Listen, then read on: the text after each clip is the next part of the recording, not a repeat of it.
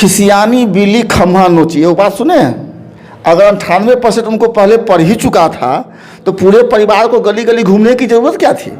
पंचायत सदस्य के जो भी सदस्य रहे हैं, वार्ड मेंबर रहे हैं, चाहे जो भी रहे, उनसे पूछिएगा कि दिनेश बाबू का कर्तव्य और व्यवहार दोनों कैसा रहा है। वो मानसिक तौर से विक्षिप्त हो चुके हैं।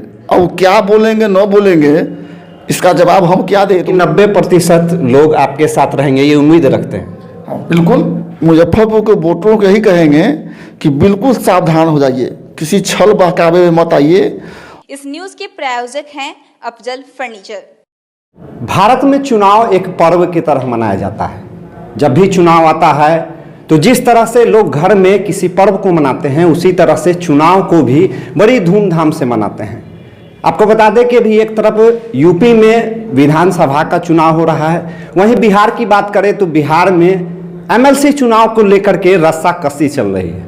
मुकाबला बड़ी दिलचस्प होने वाला है और इस मुकाबले में सबसे hot seat Muzaffarpur MLC seat को माना जा रहा है, क्योंकि इस सीट पर पिछले 15-20 वर्षों से राजनीति के गलियारों के दिग्गज माने जाने वाले दिनेश सिंह दावेदारी दे रहे हैं और सामने उनके शंभू सिंह जी हैं। सबसे पहले तैयारी कैसी चल रही है और आपके आने से खासकर मुजफ्फरपुर में देखा जा रहा था कि एमएलसी सीट पर पूर्व में जो चुनाव हुए हैं इतनी गर्माहट नहीं देखी जा रही थी, लेकिन आपके आने से राजनीतिक गलियारों में गर्माहट सी हो गई है। देखिए, ये 3 बार से एमएलसी हैं, चुनाव 1 साल लेट हो रहा है तो 19 साल हो गया। सबसे पहले राष्ट्रीय जनता दल से आए, वो भी सबसे बड़ी पार्टी है बिहार की वोट बैंक में। उसके बाद पिछला बार जो चुनाव जीते जिसमें जदयू और राष्ट्रीय जनता दल एक साथ थे, उसमें भी 5454 वोट लाए। उसके बीच में भी चुनाव लड़े तो अपना काम 3 बार ही काल लिए।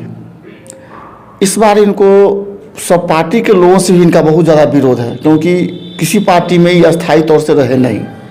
अपने निजी फायदे के लिए किसी पार्टी में गए, मतलब निकल गया, वहाँ से निकाल दिए गए।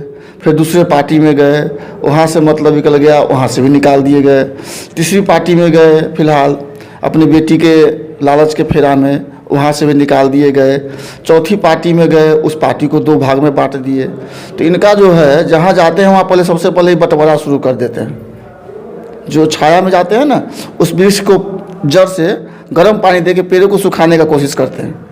दूसरा काम ये करते हैं ये कि 3 बार से कोई प्रतिद्वंदी इनको मिला नहीं, क्योंकि सब पार्टी से ही, बड़े बड़े पार्टी से ही आए, तो प्रतिद्वंदी को ये शायद इनको पार्टी नहीं दिया, तो अपना पैसा कौड़ी बांट के अपना चुनाव जीत जाया करते थे। विकास के नाम पर जनता से जाकर पूछिएगा तो जनता आपको बता देगा कि 19 साल में इनके नाम से 19 गो बोर्ड, 19 गो चापाकल का बोर्ड भी कहीं नहीं लगा हुआ है। अब बची इस बार की बात, तो इस बार 90% जो वोटर हैं, वो पंचायती राज व्यवस्था में जीत के आए हैं, वो सब नवयुवक हैं और सब पढ़े लिखे हैं और जीवन में कुछ ना कुछ करने की सबको आशा है, इसीलिए राजनीति को चुने हैं वो। और राजनीति को जो चुने हैं तो तभी सफल होंगे जब वो समाज में कुछ करेंगे। और करेंगे कब? जब उनका मत एमएलसी के लिए अच्छे हाथों में जाएगा। जो एमएलसी उनके लिए काम करेगा तभी वो अपने वार्ड तक अपने काम को पहुंचा पाएंगे, मतलब मुखिया अपने पंचायत तक काम पहुंचा पाएंगे। ये दोनों कड़ी जब तक नहीं मिलेगा तो वो फ्लॉप कर जाएंगे। तो कोई आदमी सब कुछ करता है, अपने करियर से समझौता कोई नहीं करता है चंद पैसों के लिए। तो इसीलिए उनका नैया इस बार डूबता हुआ दिखाई इनको खुद दे रहा है। नंबर 1 बात। नंबर दूसरी बात, जो घर में बैठ के वो चुनाव लड़ा करते थे, होटल से, घर से, और कुछ उनके ब्रोकर दलाल लोग जो हैं उनके मार्फत, उनका सारा जो तंत्र है, फार्मूला इस बार फेल कर गया। लोगों का कहना क्या है कि अगर पैसे के दम पे इससे पहले भी चुनाव जीते होते, पैसे के दम पे, तो अपनी पत्नी को हरवा के ले आए गाय घाट से, अपने बेटी को हरवा के ले आए गाय घाट से। जनता ने इनको पैसा को नकार दिया, बिल्कुल सिरे से खारिज कर दिया। और पत्नी को भी वहाँ से मुंह के खिलवा के ले आए और अपनी बच्ची को, लाडली को भी वहाँ से हरवा के ले आए। पार्टी से भी काले गए इसी लोग लालच में। दूसरे पार्टी में गए, लोक जनशक्ति पार्टी में, वहाँ भी तोड़ फोड़ मचा दिए, 2 भाग में बांट दिए। वो लोग भी खार खाए हुए हैं इनसे कि किस तरीके से इनको हारा जाए, और सब तरफ से हमको समर्थन मिल रहा है। तो इनका नैया चारों साइड से डूबता हुआ दिखाई इनको खुद दे गया, इसीलिए पूरे फैमिली के साथ और अपने ब्रोकर के साथ पूरा मैदान में लग गए हैं। तो सबसे पहले जब घोषणा हुआ था, राजद ने आपको उम्मीदवार घोषित किया था, मुजफ्फरपुर आते ही आपने कहा था कि धनबल के खिलाफ जनबल की 47 चलेगी। आज के समय वो जनबल की 47 कितनी चमचमा कर तैयार है? जनबल की 47 वो 2 बार खा चुके हैं गाय घाट चुनाव में, इसलिए हम इतना कड़े शब्दों में बोलते हैं कि जनबल की 47 होता क्या है। पहला बार अपनी पत्नी के लिए अपने खुद जवान से बोलते हैं कि 15 करोड़ रुपया खर्चा किए तभी पत्नी को नहीं जिता पाए, तो जनबल का 47 वहाँ भी साबित हुआ।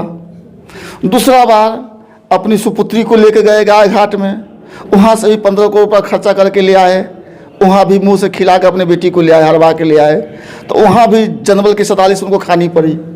तो धनबल के सामने जनबल का 47 कितना मजबूत होता है, ये 2 बार वो खुद इसका स्वाद चख चुके हैं। अब बची इस MLC का चुनाव का, अब ले लीजिए, तकरीबन हर एक हथकंडा उन्होंने अपनाया जो पहले अपनाया करते थे। उनके पास अब लोग क्या कह रहे हैं कि हम जो आपको सर्टिफिकेट दिए हैं सब स्कैनिंग है, और वोट जो है सर्टिफिकेट थोड़ी गिराएगा, वोट तो हम ही ना गिराएंगे। और देखिए इनका टाइम खराब कैसे आता है इंसान का। सर्टिफिकेट का मामला ख़त्म हो गया, उसके बाद आधार कार्ड लोगों से लेते थे मानसिक दबाव के लिए, इसका कोई महत्व नहीं था, मानसिक दबाव दिखाने के लिए। तो मानसिक दबाव के लिए ये भी काम खत्म हो गया।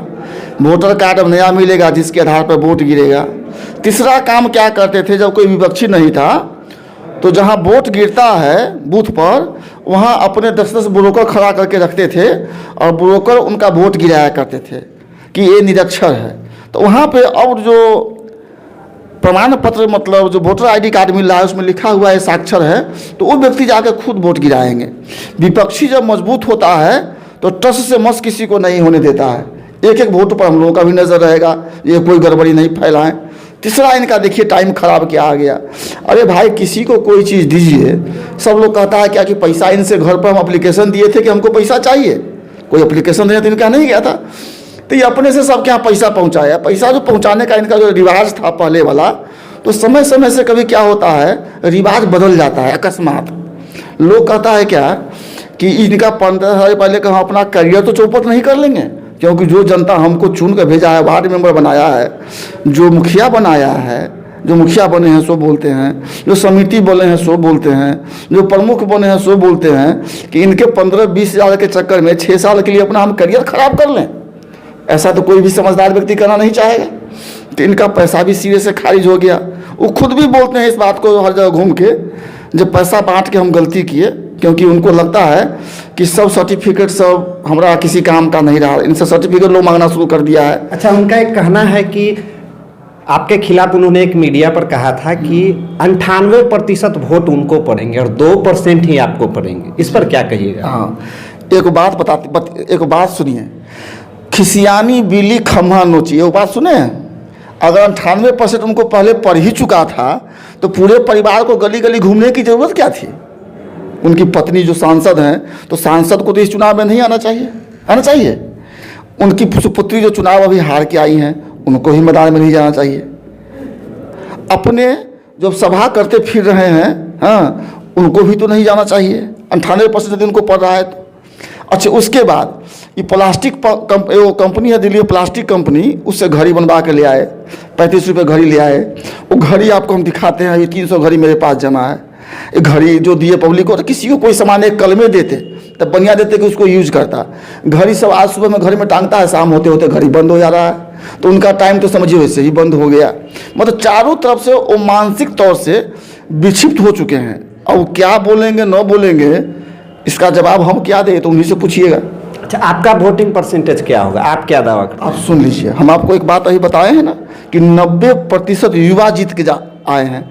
जो युवा है वो अपना राजनीतिक करियर का शुरुआत किए हैं और अच्छे सोच के हैं और बड़े सोच के हैं। तो वो चाहते हैं क्या कि हम ऐसे व्यक्ति को चुने जो व्यक्ति समाज के बीच में रहे और सरकारी पैसा का प्रखंड से लेके पंचायत से लेके वार्ड तक पहुंचाए, गली गली का विकास हो, रोड का विकास हो। इसमें क्या होगा, जो वार्ड मेंबर हैं, जो समिति हैं, जो मुखिया हैं, इस सब लोगों की लोकप्रियता बढ़ेगी समाज में।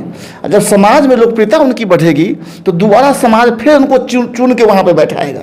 और वो कैसे बैठाएगा, जब एमएलसी का जो सीट है वो उनसे मिला के समकक्ष काम करेंगे, सही व्यक्ति वहाँ विराजमान होंगे। तो यह सब काम का आशा हम लोगों से दिखाई उनको देता है कि जन जन में घूम रहे हैं, सबसे 1 to 1 मिल रहे हैं, डोर टू डोर जा रहे हैं, सुख दुख का हालचाल पूछ रहे हैं। ये बात उन लोगों को दिखाई देता है। यानी कि 90% लोग आपके साथ रहेंगे, ये उम्मीद रखते हैं। हाँ, बिल्कुल। अच्छा, एक और सवाल होगा कि अभी फिलहाल लालू यादव जी, राजद सुप्रीमो जी को सजा होनी है, 21 तारीख को सजा होनी है। क्या इससे आपके जो चुनाव की तैयारी है, क्या ये फर्क पड़ेगा? देखिए, ये माननीय न्यायालय का मामला है और इससे पहले भी वो अंदर में थे और हमारे जो प्रतिपक्ष के नेता है तेजस्वी प्रसाद यादव जी, वही चुनाव लड़े थे, चुनाव का सारा नेतृत्व वही किए थे। और बिहार में चुनाव का क्या परिणाम हुआ ये आपके सामने है।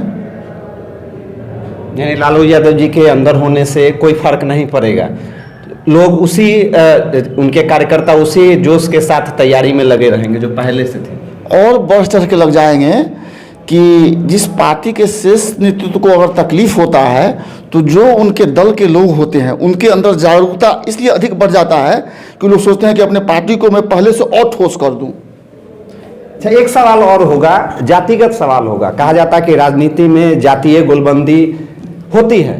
अब ऐसे राजनीति जात की नहीं जमात की होती है, लेकिन आप जिस जाति वर्ग से आते हैं, इस जाति वर्ग के लिए जिस पार्टी से आप हैं उसी पार्टी के लोगों ने कहा था कि भूरा बाल साफ करो। क्या आप इसका विरोध करते हैं? अगर भूरा बाल साफ, अब अगर इस बात की चर्चा होती है तो क्या शंभू सिंह इसका कड़ा विरोध करेंगे? मेरी बात सुनिए, जो आप सवाल पूछ रहे हैं इसका आप हमें कहीं भी पेपर का कटिंग दिखा दीजिए या मीडिया में डायरेक्ट उनके फेस टू फेस सामने कोई बयान दिखा दीजिए। ये सब विरोधियों का अफवाह है। अच्छा, एक और बात, जाति के जिस जाति से आप आते हैं उस जाति में देखा गया है कि विगत कई वर्षों में इस जाति वर्ग के लोग अगर सत्ता में आते हैं, चाहे किसी भी तरह से वो अगर बढ़ने की कोशिश करते हैं तो उन्हें ताश की पत्तों की तरह ढेर कर दिया जाता है, आगे नहीं बढ़ने दिया जा रहा है, जो विगत समय में देखा गया है। तो इन सब चीज़ों के लिए क्या ये जाति वर्ग, जो कि जाति वर्ग अभी कह रहा है कि नहीं हमारे जाति से एक बहुत बड़ा नेता मैदान में आया है, तो क्या उन जाति वालों के लिए ये मन में रहे कि अब उन जाति वर्ग वालों को डर नहीं होगा? देखिए, इस जाति वालों के मन में डर कभी से नहीं है, इसलिए कि डर होता तो आज बिहार के जो अध्यक्ष हैं राष्ट्रीय जनता दल के वो जगदानंद सिंह हैं। उसके बाद अखिलेश बाबू बिहार सरकार में ही मंत्री रहे और केंद्रीय मंत्री ही बने। तो इस जाति के सब लोग समझते हैं कि हमारे जात को ये सब दिन सब कुछ इस पार्टी से मिलता रहा है। ये विरोधी लोगों का बोलना इसी काम रहता है। लेकिन फिर भी कई ऐसे केसेस हैं जिसमें देखा गया है कि जिस जाति वर्ग से आप हैं उनका विरोध, कड़ा विरोध होता रहा है। देखिए, जातिगत विरोध का मैटर इस पार्टी में कभी से नहीं रहा है। ये सब विरोधियों का भाषा है, ये सब विरोधियों का भाषा है। नहीं तो हमको बताइए कि अभी एमएलसी के चुनाव में 6 भूमिहार जाति को टिकट दिया गया है। अगर जातिगत ऐसा कोई बात रहता तो इतना टिकट मिलता? अभी तक 21 सीटों पर अभी तक जारी हुआ है, उसमें 6 भूमिहार हैं, तो ये तो नहीं होता। ये सब विरोधियों को बदनाम करने का सब साजिश है, कोशिश है। अच्छा, अंत में क्या कहना चाहेंगे आप मुजफ्फरपुर के उन वोटरों को जो आपको वोट देंगे? मुजफ्फरपुर के वोटरों को यही कहेंगे कि बिल्कुल सावधान हो जाइए, किसी छल बहकावे में मत आइए, और कभी मन थोड़ा मोड़ा भटके भी तो जो पहले जो रहे हैं उम्मीदवार, पंचायत सदस्य के जो भी सदस्य रहे हैं, वार्ड मेंबर रहे हैं, चाहे जो भी रहे, उनसे पूछिएगा कि दिनेश बाबू का कर्तव्य और व्यवहार दोनों कैसा रहा है। इस बात से बिल्कुल हमारे वोटरों के मन में एक नया उत्साह जग जाएगा। बहुत बहुत धन्यवाद आपका। हमारे साथ शंभू सिंह जी थे, राजद के एमएलसी उम्मीदवार। इनका कहना है कि 90% लोग जो हैं इनके साथ आ रहे हैं। अब जाति विशेष की बात भी आई तो इन्होंने कहा कि डरने की कोई ज़रूरत नहीं है। अब जिस जाति से ये आते हैं उस जाति के लिए ये हमेशा समर्थन करेंगे। अब देखना होगा आगे एमएलसी चुनाव में कौन कितना बल लगा पाता है और एमएलसी की कुर्सी किसको मिलेगी।